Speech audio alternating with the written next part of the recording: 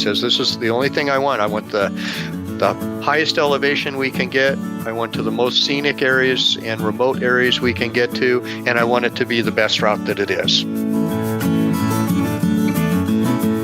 These routes are not intended to be ridden like a Baja 1000. They're intended to go out and to explore and to be with your friends or your family or whatever, and just sort of stop and smell the roses. Hello and welcome to another episode of the Bend Motorcycle Adventures Podcast. This is your hub for everything off-road, dual sport, and adventure motorcycle. And now, here's your host, John. Hey guys, welcome back to another episode of the Bend Motorcycle Adventures Podcast.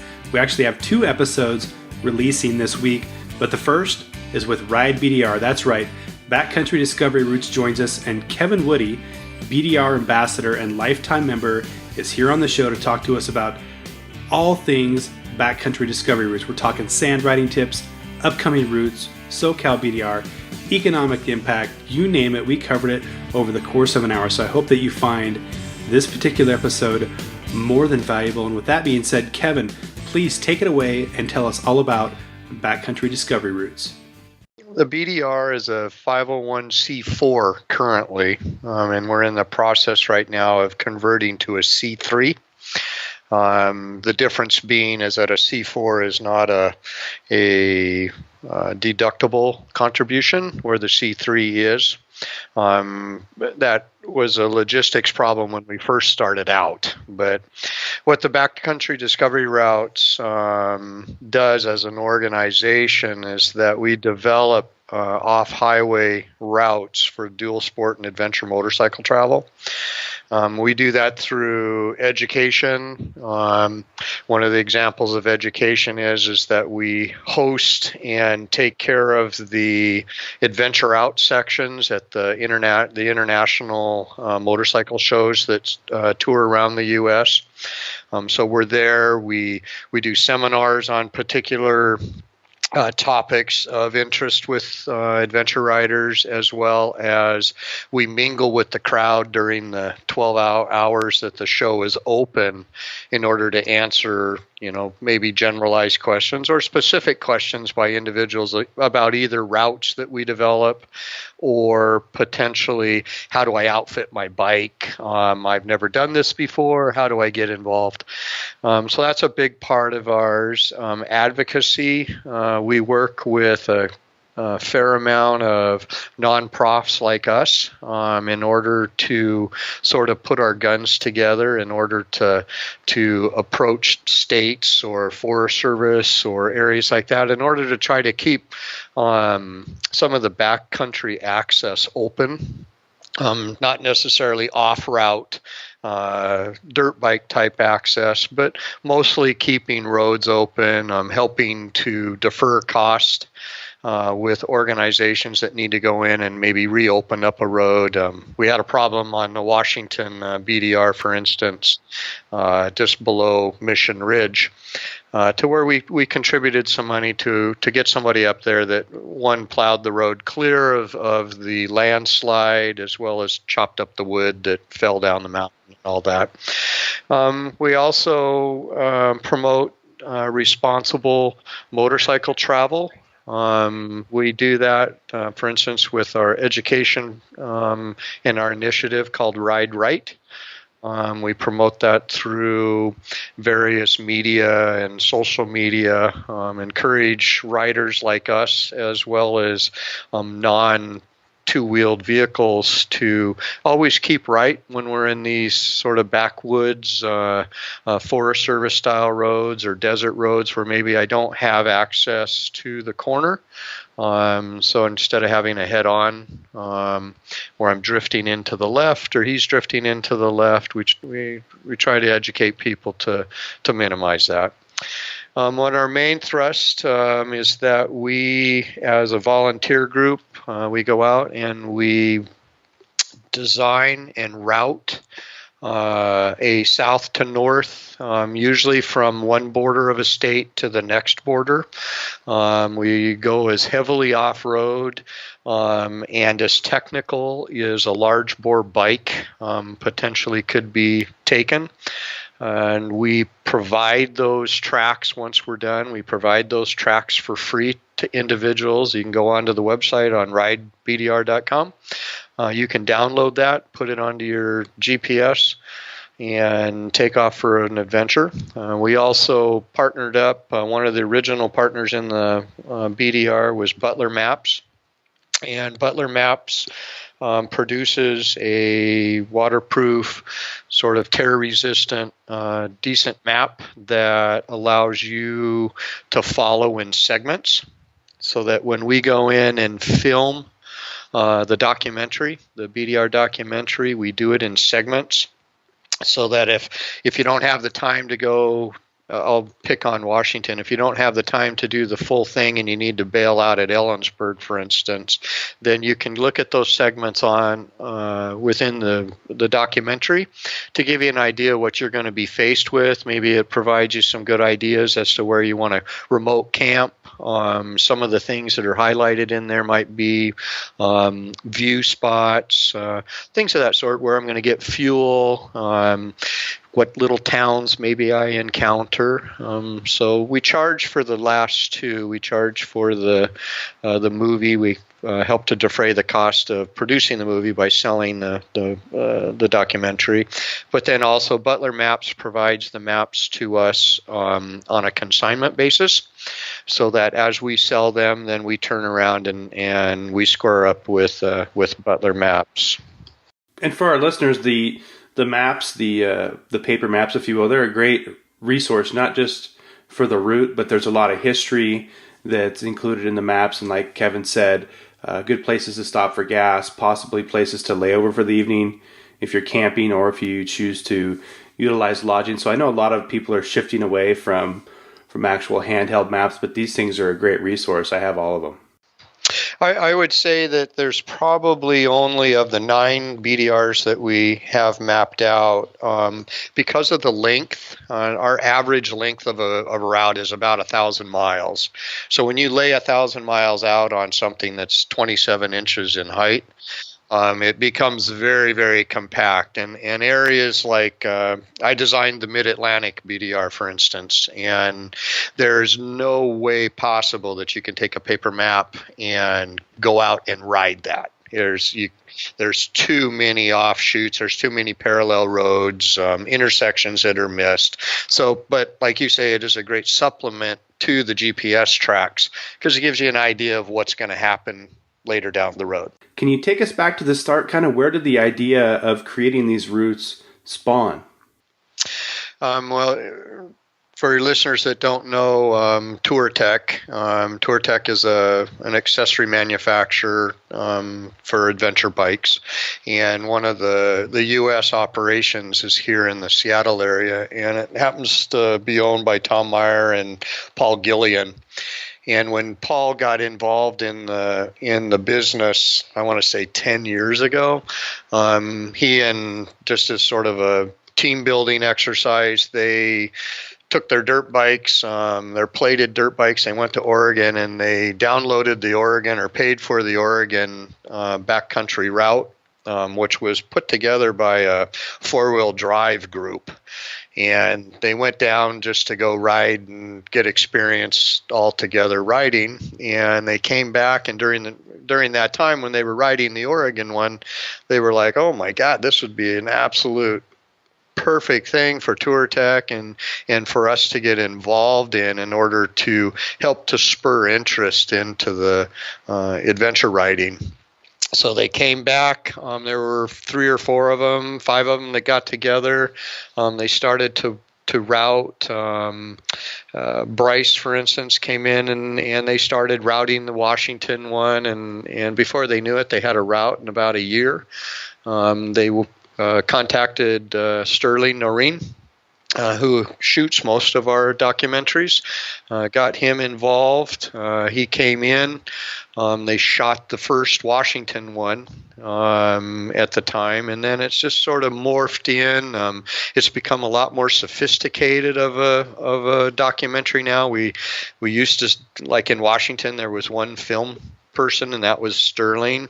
We had a couple of GoPros, I think, at the time, but now it's evolved into, for instance, in California, I think there were 2 film people, 2 still photographers, 1 drone pilot, and a support vehicle that would help to set up camp and do our foods and stuff for us.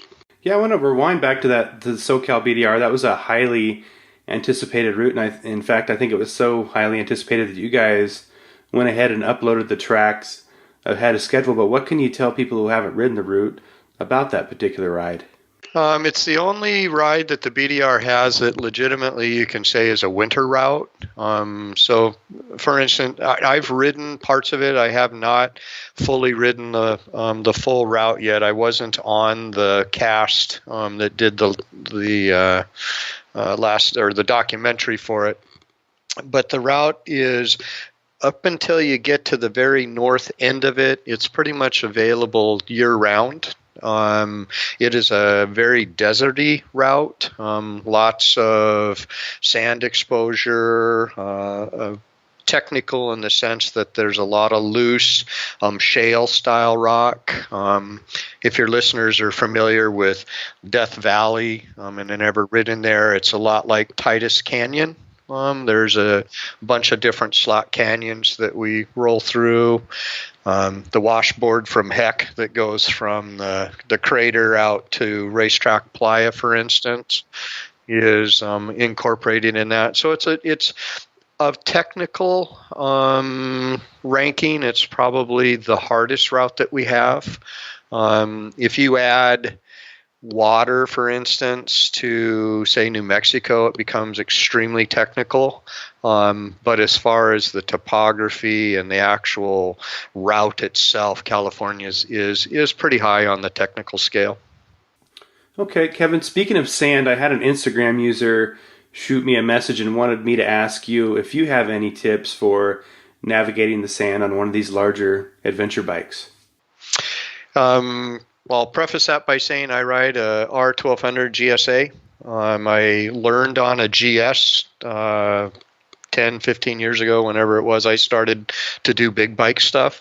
One of the things that I found on bigger bikes, and Quinn Cody from Honda's, from KTM, as we ride as a group frequently, and his comment, and he sort of revolutionized my game in the sand by obviously getting your backside as far back on the bike as possible to deload the front end.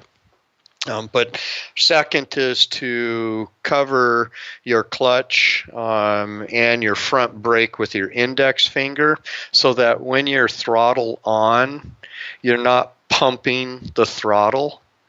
So as you're going through sand, if you're constantly goosing the throttle and you're on it, you're off it, you're on it, you're off it, what it does is it breaks the traction of the rear tire, and it causes it to bog itself down. So then you just get in this ratchet pulsation. But by covering the front end, making it loose, getting yourself way back, it lofts the front end, and it makes it a much easier, a lot saner of a ride than it is to try to sit in the saddle, as I see a lot of sort of newbie riders try to do in sand because it's so squirrely.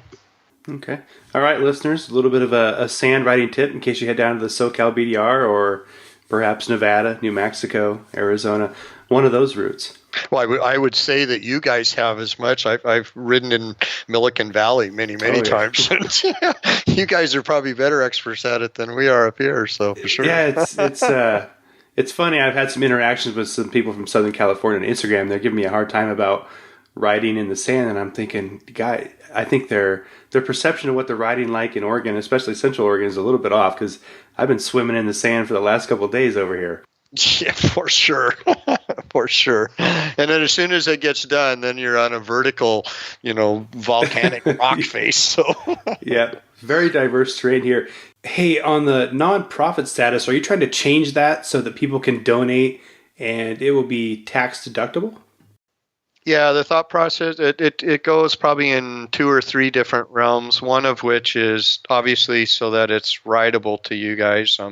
It has not been that for our supporters in the past, but our feeling is this allows us the ability to be able to not only get a member, or not a member, but a supporter, but if there's matching dollars available for that, then it allows for the corporate world to step in. It also helps us in the corporate world when we're a 501(c) in order to, for instance, KTM, when they donated the bike and that, they can take a lot more tax advantages dealing with a 3C versus a 4. So we're trying to make it easy for people to be able to contribute. Okay. Now, yeah, that's correct. You guys decked out a KTM 1090 and raffled it off. How did that end up? We all sat around on one of our board meetings. I'm a board member on the group. There's 7 of us that volunteered to do that, and we were sitting around, and KTM announced it and said, "Hey, we're gonna do this for you guys." We negotiated it out, and we want it to be sort of coincide with California.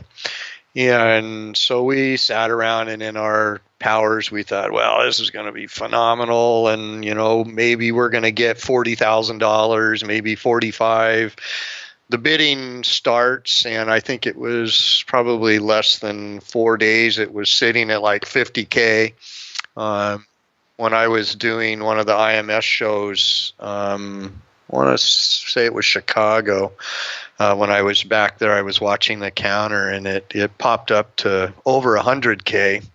And then this little push popped in, so it was unbelievably successful for it. And the guy that won it, Mike Toon, is from Alaska, and he's been a long time supporter of the BDR. So it went to a really cool guy. It's really neat, and I can't really say what the next maybe one might be, but it is on the horizon that this will be an ongoing thing as time rolls on for us. So hopefully with each BDR that we introduce in January, we'll have this sort of giveaway piece to be able to do again. Okay, and the one you're speaking about is that the Northeast Backcountry Discovery Route? Yeah, the next one on the Pike, if I can, I'm going to back up and sort of give you guys an idea of what the process is for us and, Sure. and what we do. But we at any given time, there's probably 4 routes that are in process. And originally, when California came out, California was a very rapid developed route in that we wanted to do it. We wanted to be part of the guys that were developing it, Ron West, and those guys came in, and they actually got it done in 2 years. So it actually displaced finishing off Wyoming and some of the other routes. So we sort of look at each route and its basic, how deep into it are we? Are we 70%, 50%, 20% in the development of it? And then as time goes on, it begins to either take over another route or falls behind a route that's progressing faster. So the particular one on the Northeast that I'm involved in, I'm helping to route that with a group of guys back there and a gal, it was supposed to have been after Wyoming. So we were going to film Wyoming this year and then film in late September 2020 the Northeast route. But because of the amount of snow that Wyoming has, on its surface right now. The top end, we couldn't finish it, and we're afraid that it would most likely not even be melted by the time we went to go in and to film it. So Wyoming is about probably 80% complete, but the top end is the most technical area, which happens to be the highest elevation. So what we did a little differently with the Northeast is on any of our routes, normally it's one route boss and 2 or 3 volunteers that sort of do the whole thing from start to finish. When I set up the Northeast route, because we go through 5 states, what I wanted to do is I wanted to have sort of the local experts each develop their section of each state, so that when you're developing a route, it takes on a personality.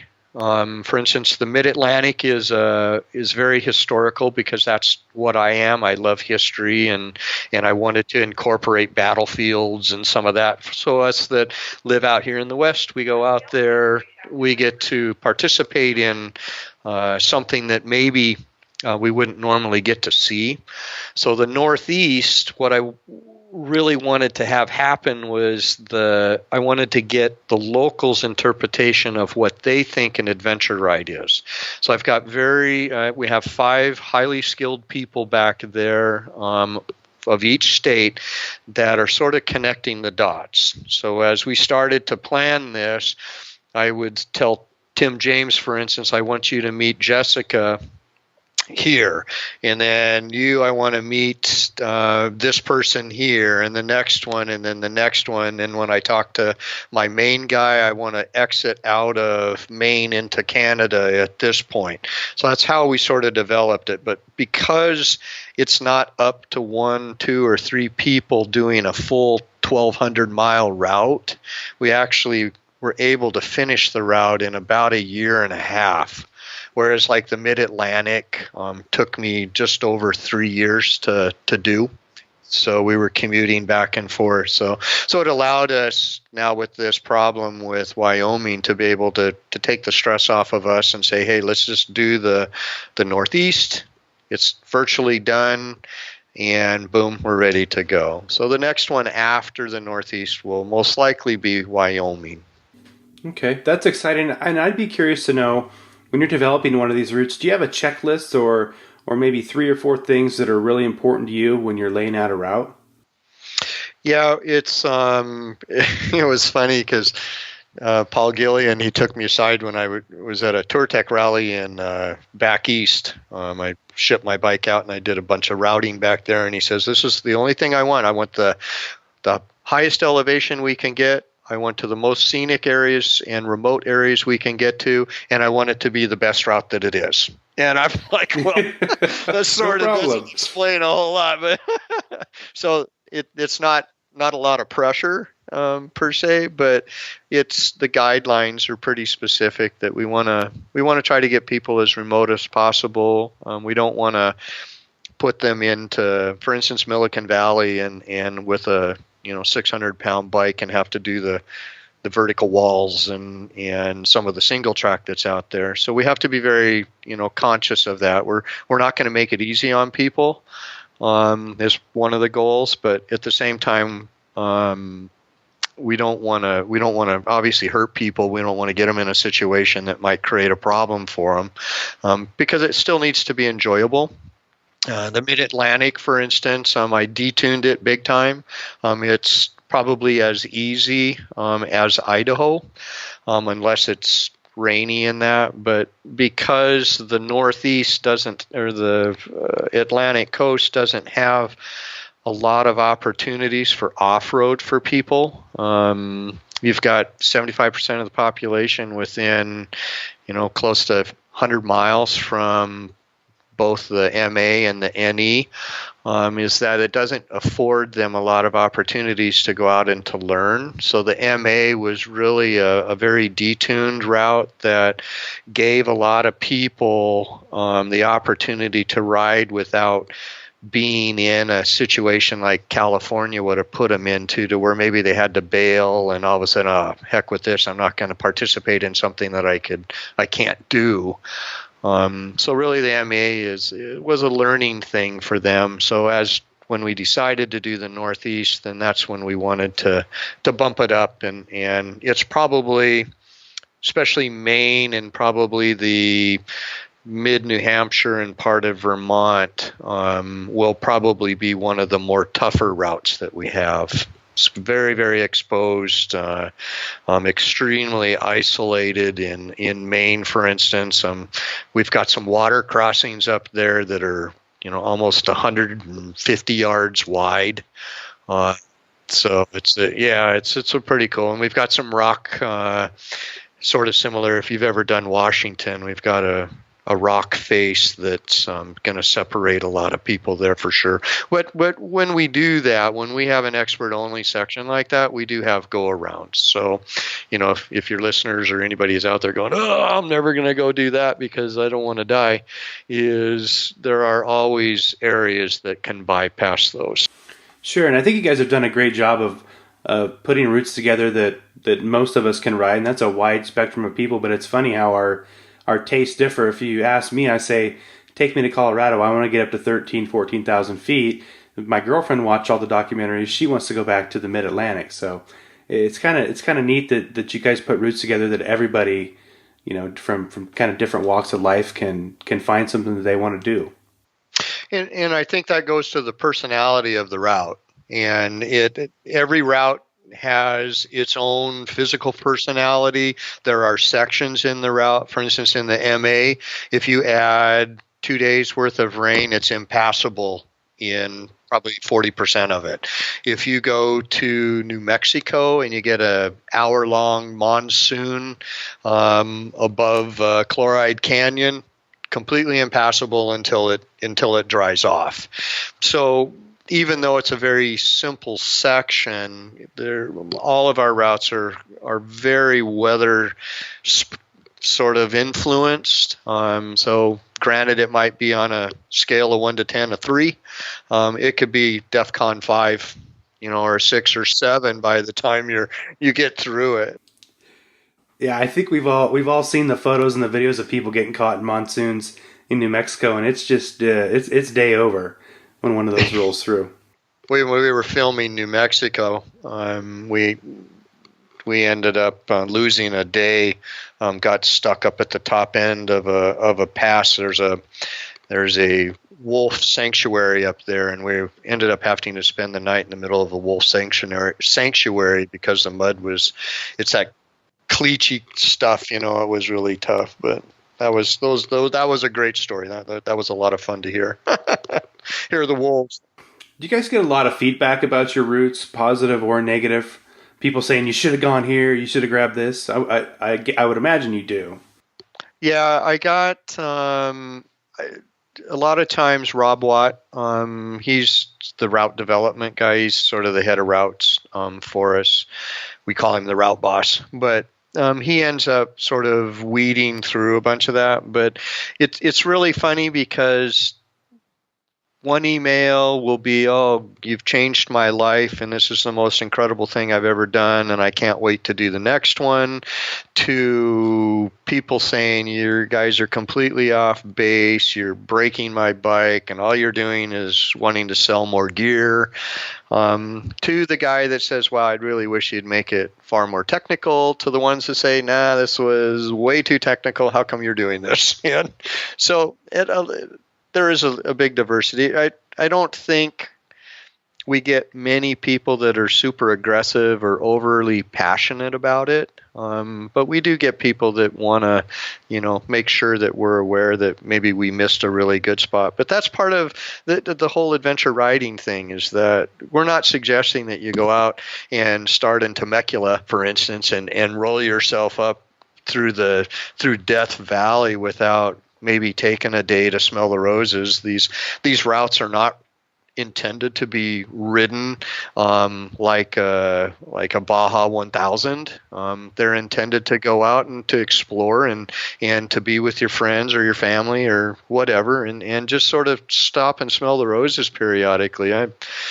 I've done routes. For instance, I've never completed Utah because I've always been stopped at LaSalle due to snow. And for me, it was great because it gave me the opportunity to go ride this, 600-pound GSA in Moab, in places like that where I probably would have maybe not done that.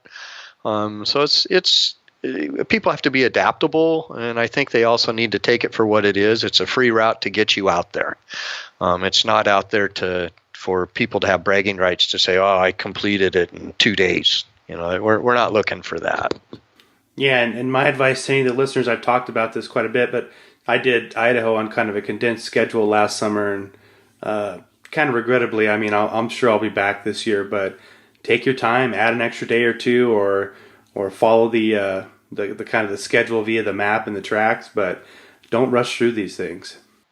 Yeah, there's a lot of missed opportunity, I think, with people when you don't stop at these small computers, like at Jarbidge, for instance, the start of the Idaho BDR, the finish of Nevada. There's 13 people that live there that, in part of the BDR mission, is to route through these small communities that don't have tourist dollars any longer because the superhighway's taken it away.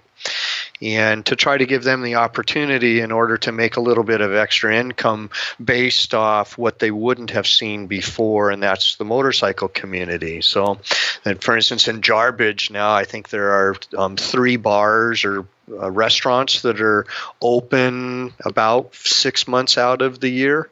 There's a small hotel that's been regenerated a little bit. I wouldn't say I'd go spend a honeymoon there, but at least if you wanted to get out of the heat or the cold, it's there. They have that, and they have a little grocery store now that has a lot more grocery supplies. When we did the Mid-Atlantic, for instance, I rolled it through there's a lodge where Dirty Dancing was filmed, and I thought, how great would it be to go to Cedar Run, or not Cedar Run, that's a fly fishing village, but this Dirty Dancing venue, it's a phenomenal place for dinner. It's this beautiful old historic place. And we went in, and the general manager, this was after we had filmed and everything was released, the general manager came over to our table. There was 4 of us sitting there, and I took some people out to ride it. And he walks up and he's like, "Oh my gosh," he says, "You're the guy in the movie." And I said, "Oh, well, yeah, whatever. Thank you." Yeah. So I bought the whole table dinner, bought everything, he said, because we had doubled his income to the restaurant in 2 months. So just because of motorcycle people. So it really has a huge impact to these small communities, and if we respect them, they respect us, and that's what we also promote, heavily, is to be respectful riders. Don't go in and roosting, having to do 800 miles an hour through Jarbidge. Stop, smell the roses, get to know the people, because they are very, very enthusiastic about what we're doing, and they want to be part of your life, at least live vicariously through what you're doing on this space age looking bike. Yeah, and just to kind of reaffirm that, I experienced the same thing in multiple little towns in Idaho, but specifically Yellow Pine. There was like a bustling motorcycle community when I rolled in there, and I think I had probably a 45-minute conversation with one of the residents of that town, and we're just kind of bouncing questions back and forth. But they were happy to see us. And it affords them opportunities too, as individuals that live in these small areas, because if they were drawn to that area because of logging or because of mining, and that's sort of dried up and washed away, or at least it's been minimized, gives them the opportunity to have other forms of income, and which is great, because we probably one of the hardest gas stations on the planet to lose for us was the one that's at the south end of LaSalle. It's 60 miles up from the three-step hideaway area there, is that gas station closed down. So it added 60 miles to an already 120-mile section. So it's very difficult to see those things go away. And the more of these little gas stations and grocery stores go away, the more difficult it is for us to go out and participate in an activity that we all, very much enjoy and love to do. Yeah, and it's a good point. I wanted to touch on this. I don't know where this study came from, but it kind of profiles from a couple years ago, the amount of money that those of us riding backcountry discovery routes spend in states. And for instance, in 2017 in Idaho, $3 million was spent by people traveling the route, and almost $4 million in Utah. So by creating these, you are generating revenue for small businesses along the routes. Yeah, we commissioned this. It's our tourism packet that we provide to different states. And when they did the surveys, they did all of the crazy stuff that those people have to do in order to put together some kind of document that says how much we spent. It didn't involve the Mid-Atlantic. It wasn't completed yet. And to give you an idea, our downloads for Idaho on the tracks, for instance, are probably pushing somewhere around 3,000 to 4,000 downloads for tracks. Our maps, for instance, in Idaho, we may have sold 1,400 maps over the life. But you go to the Mid-Atlantic, we've sold, I think the last time I heard from Court's a good friend of mine, Court Butler, and the last time I had talked to him about it, I think we were over 5,500 maps, and we sold 3,500 of them, which is our print run, how many we print at a time. We sold 3,500 the first 2 months that after the premiere came out. So if we look at the MA route and add that into it, we're probably pushing total expenditures of probably well over in excess of $25 million. So it's a big deal. That's amazing. Big, and there's clearly a thirst for this on the East Coast, isn't there? Yeah, I tell you, we'll have premieres in Seattle. We'll get 200 people that come to a theater. I did premieres when we did the Mid-Atlantic. I flew back and I did 7 premieres up and down the coast, and one of them was at the start in Asheville, North Carolina, and we had almost 500 people in a bar. It was in this pub/brewery, and it was absolutely unbelievable the thirst they have on the back. So I want to encourage, or at least I want to let everybody know that's hearing our voices here that we have a very, very special, unique opportunity in the West to have open riding areas. When you go to the East, it does not exist. So private land, huh? Private land, as well as at the whim of the Forest Service, they can go in and they just block the gate. Nope, I don't want people here this month. So in doing those types of things, the BDR steps in.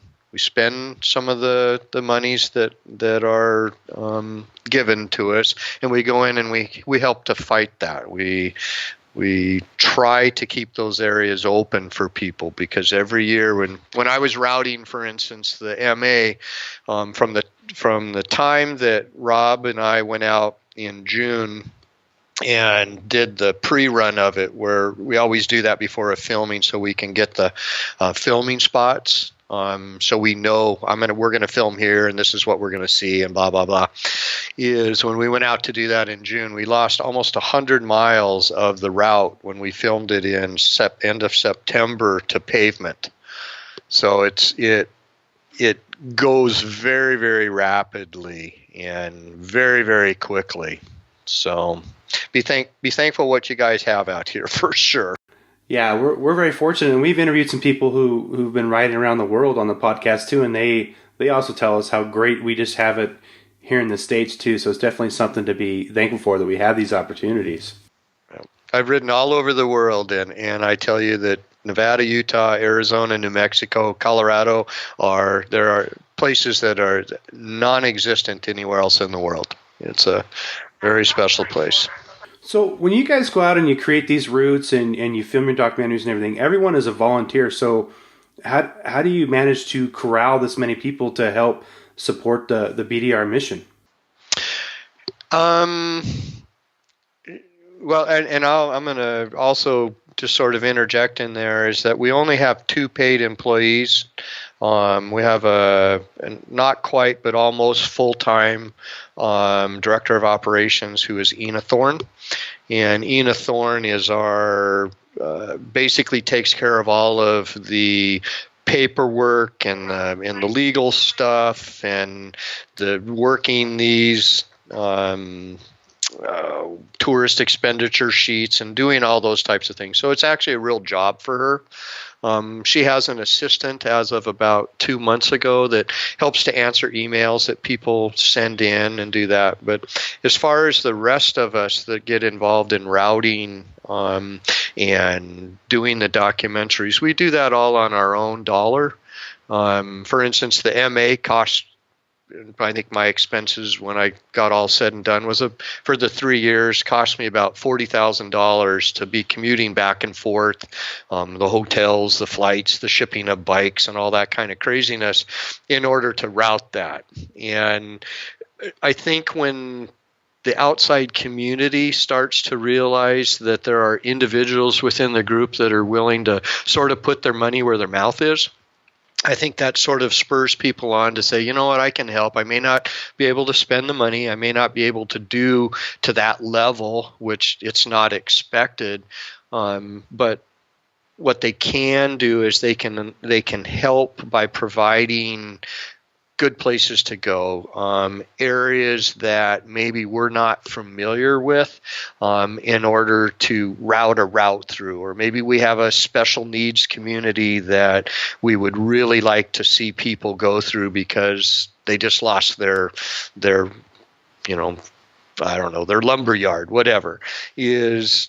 So we spend a lot of time sort of massaging the local community. When we start a route, we often go in and we'll speak with a dealership, and that dealership will become the sponsor of the route.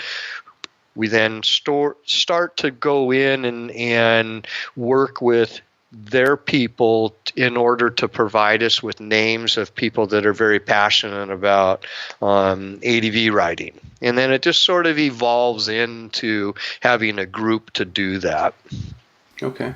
The snowballs from there. Yeah, it's not an easy thing to have your listeners, I'm going to, at some point, I'm sure I'm going to say, if you guys want to be involved, get involved. It's not as rapid as a month and all of a sudden, boom, everything is done. It takes a long time for it to evolve. And some of our routes, like Montana, has been going on for probably over 5 years now. So things change and more areas open or more areas close. So there's always these times, that go on. But providing us routes, being somewhat,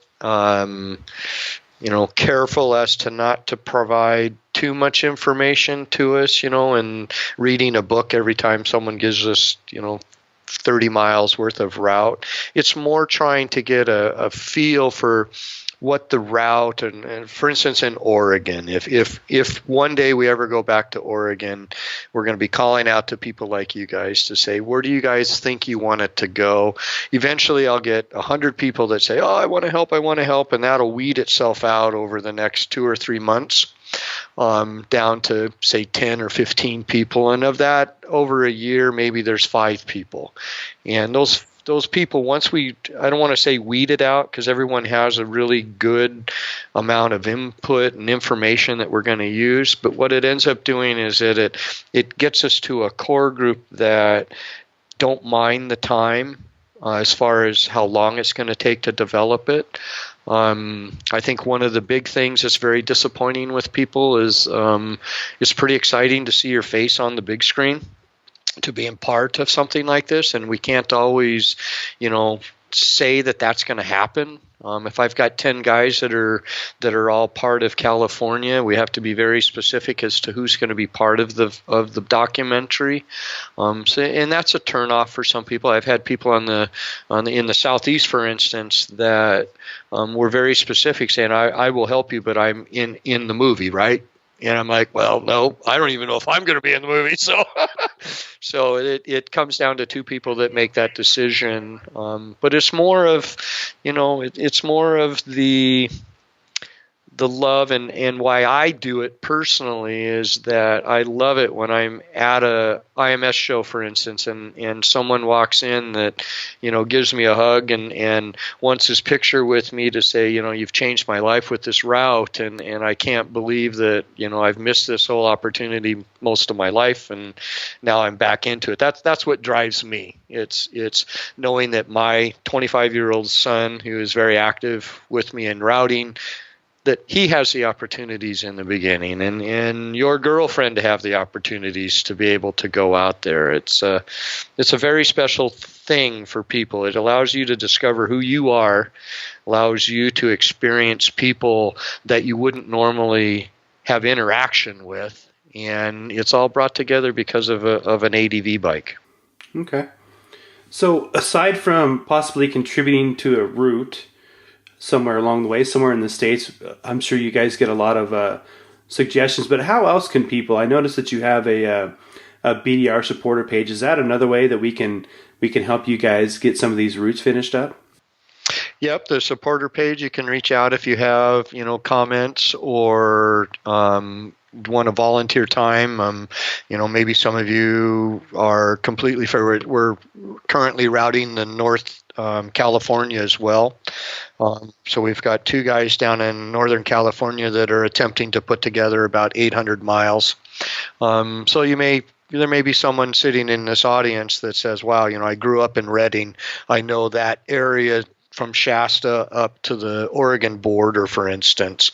Those types of things of just sort of putting that out there and allowing people to or the people that are the route bosses to weed through that is very helpful.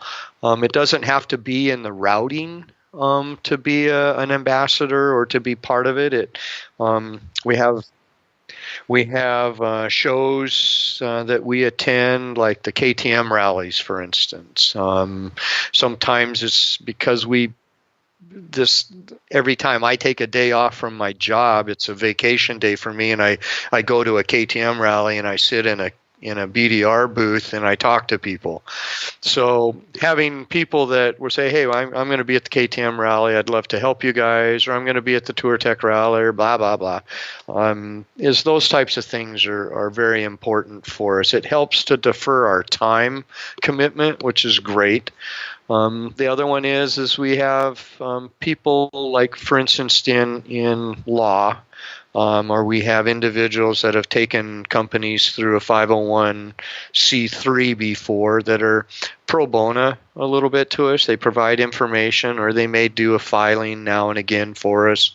So there's other things as well that one doesn't have to be in the saddle of a motorcycle to help us out. Okay, and you guys also do fundraisers throughout the year, right? Now, a couple weeks ago, you were kind of doing a fundraiser for the SoCal BDR. Is that correct? Yeah, and I won't. I'll probably say that we don't necessarily do the fundraiser specifically for a given route.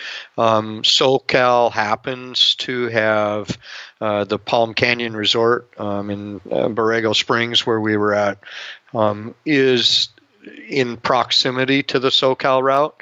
So we try, now that we've got routes all over the Southwest and those areas in there, we try to move the fundraisers from spot to spot to sort of allow people that wouldn't normally ride in those areas the opportunity to go down and to see some fresh terrain and some fresh areas. This particular one just happened to be close to SoCal. So we had quite a few riders leave after the event and ride the actual Southern California route.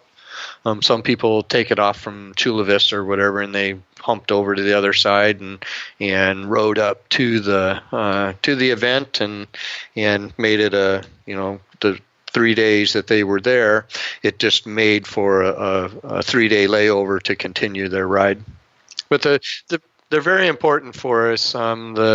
It gives the opportunity for individuals that are not necessarily in the day-to-day fray of the BDR activities. It allows them a voice.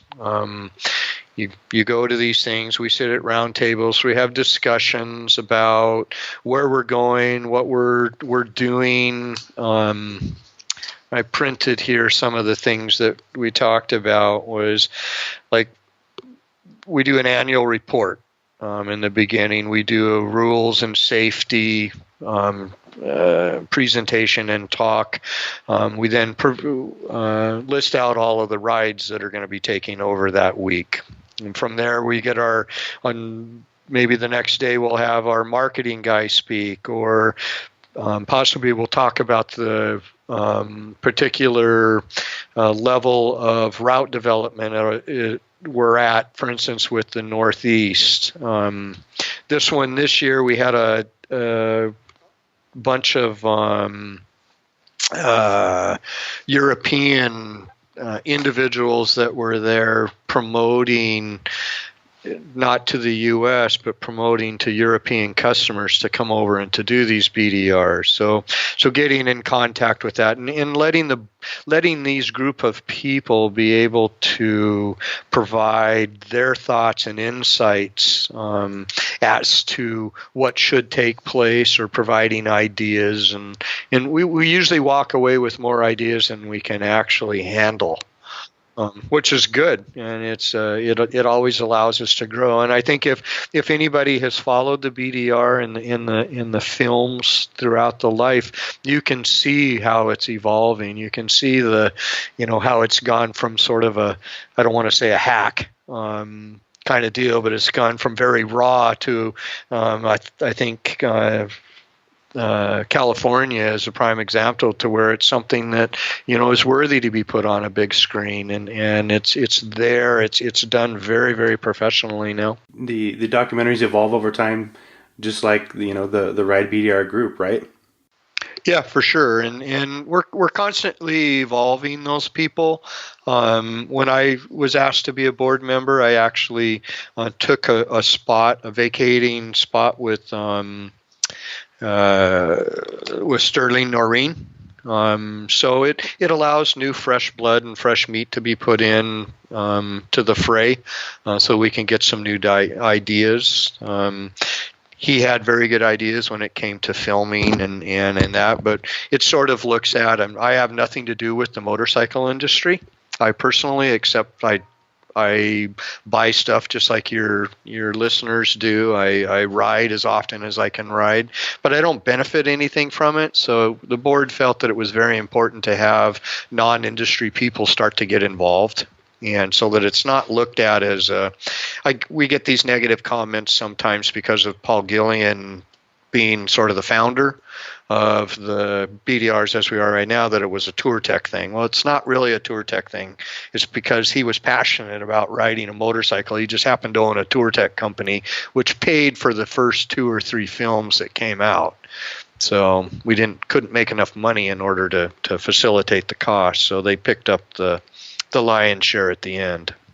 Sure. And all of us that can, again, download the tracks, purchase a map, and go ride one of these routes, we're the benefactors, not Paul. That is correct, yeah. I would imagine at some point Paul benefits only because someone's going to take their GSA or their KTM 1090, 690 or 701, and they're going to build it out because, at some point you need to do that type of stuff. But it was not specifically done as a purpose to be able to have his name out there. There was a need. We needed to build the sport. We needed to increase the industry, and I think we've done that in a very sort of professional and easily manageable way. Yeah, it's a good time to be, involved or passionate about adventure motorcycling, and there's always anticipation for that next route that you guys are going to release.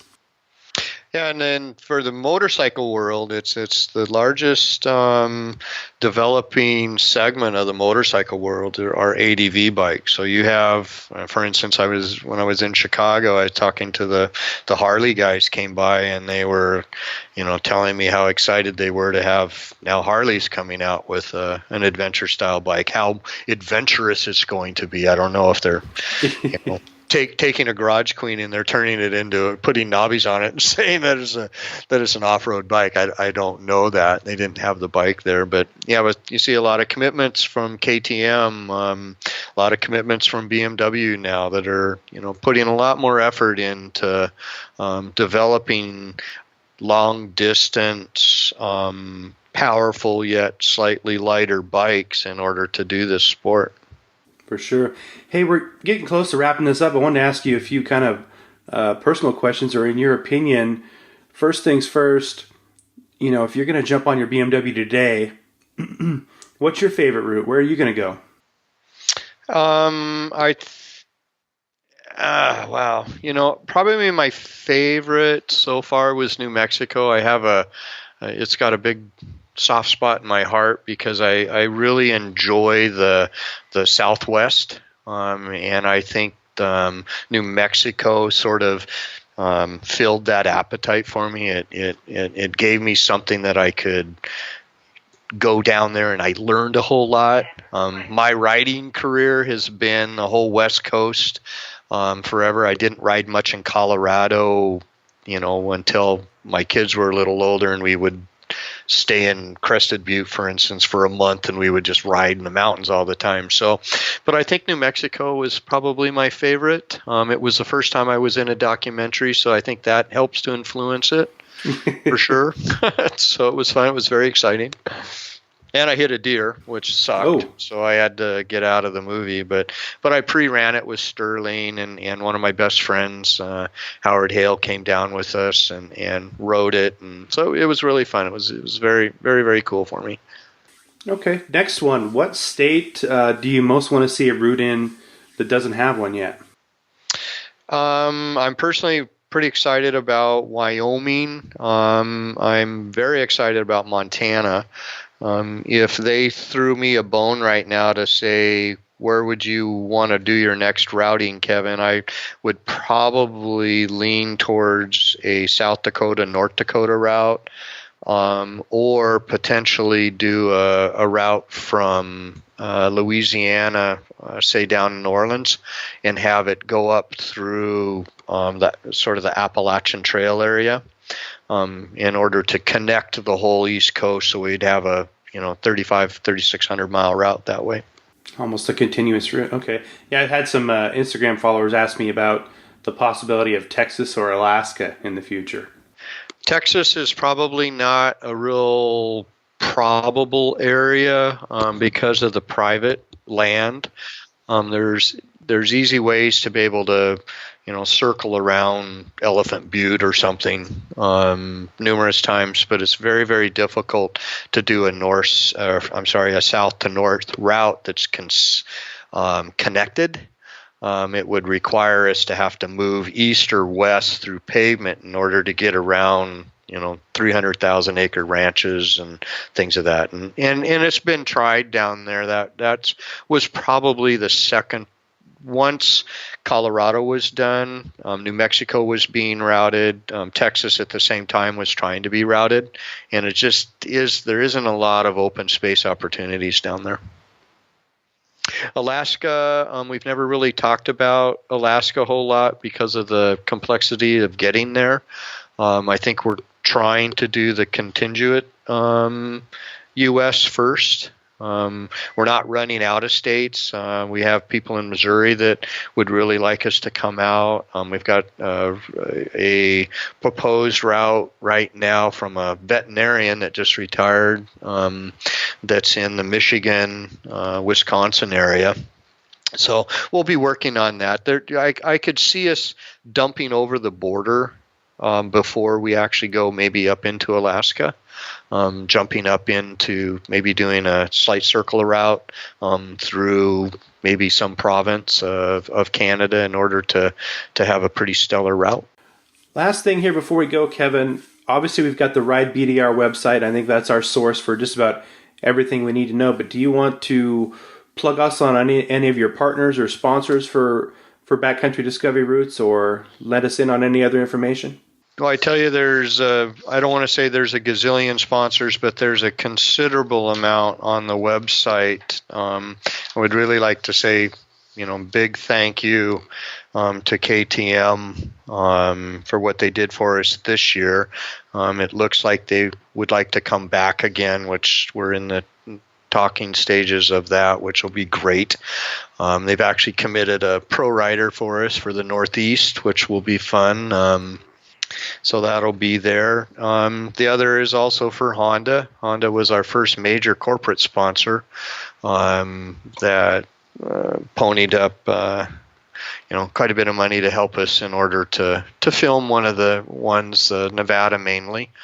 But the rest of them are small. To embarrass myself by not being able to say all of the sponsors that we have, I think if you go on the website, you'll see them there. You'll see, Eric Haugen from Wolfman Luggage, for instance. He's been a long time full-on sponsor. Butler Maps has been there from the beginning. They've never made a dime on us.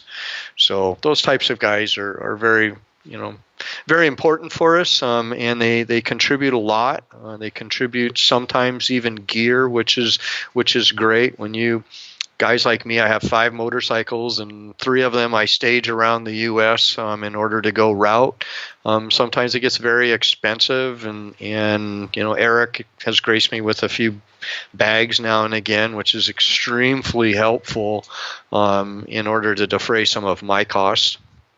We're not sponsored by anybody. Nobody gives any of the riders cash or any of that kind of stuff. We're all free to do whatever we need to do. But TourTech is a really big one, and I don't want to harp on that a huge amount, but they were very instrumental in getting this going, and they are a huge part of the overall success of it. And not only Paul, but the rest of the guys there are masterful at making my job as a logistics guy a lot easier, because most of our stuff we keep at TourTech as the BDR organization. So they help me to put our packets together, to do our boxes for our supporters and all that type of stuff. So there's a lot of things that they pony up to help us with.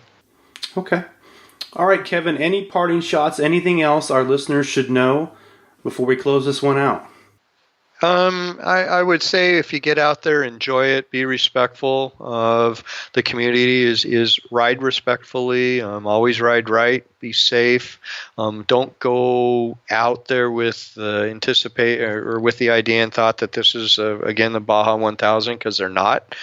It's a good time to explore the U.S. because as we begin to become overpopulated and that, we're going to start to lose some of these things. So get out there and enjoy it. Enjoy it while it still is open and free for us to do so. So if you feel you want to come in and be a supporter of the BDR, I would encourage you to do so.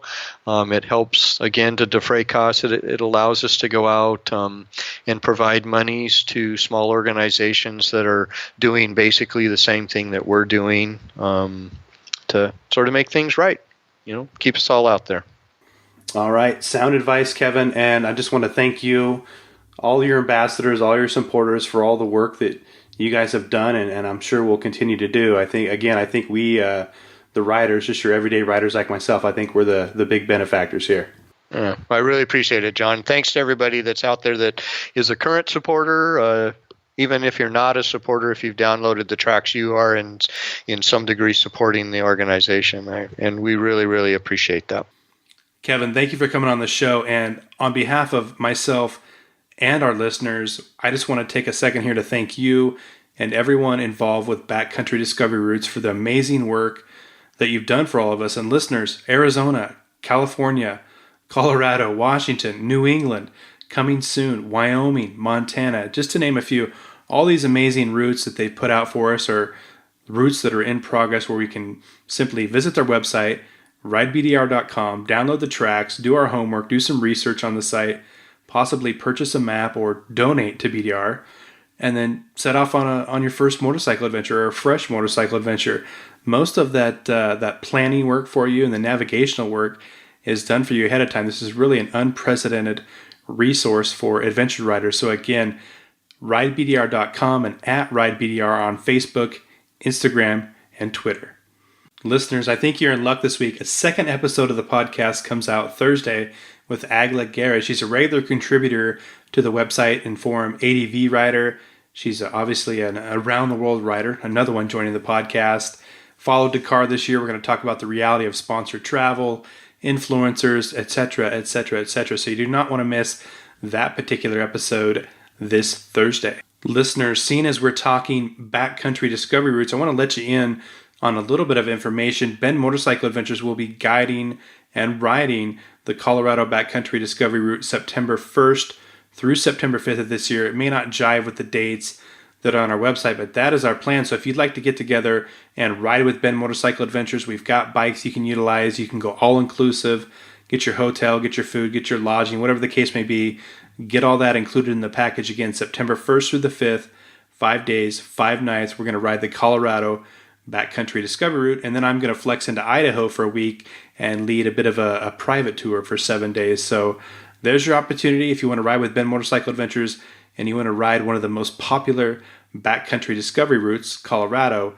Shoot me an email, bendmotorcycleadventures@gmail.com, and let's talk about riding that Colorado Backcountry Discovery Route. Last thing before we close it out here, just want to plug our social media accounts one more time at Bend Motorcycle Adventures on Facebook and Instagram, or you can also check us out on YouTube. Now, we just picked up a new KTM 250 EXC, the KTM 250 dual sport model, so we're going to be putting some content up that revolves around that bike in the very near future. And then obviously, I am anticipating the delivery of my KTM 790 Adventure R in the very near future. So hopefully that rolls in May, and then we'll have all sorts of stuff to talk about and shoot video on. So don't forget about us at Bend Motorcycle Adventures on Facebook, Instagram, and YouTube. And I think that's it, guys. I'll see you again Thursday. Thanks for listening.